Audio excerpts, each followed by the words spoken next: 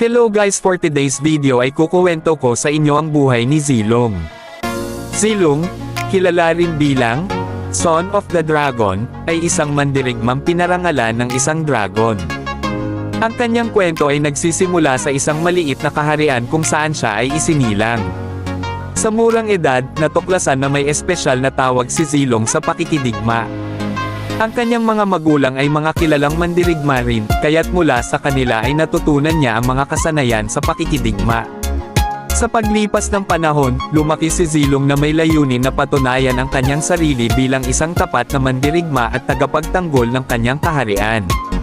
Sa kanyang mga paglalakbay, siya ay nagtamo ng maraming karanasan sa pakikipaglaban sa mga kaaway at pagsasagawa ng mga misyon para sa kanyang kaharian.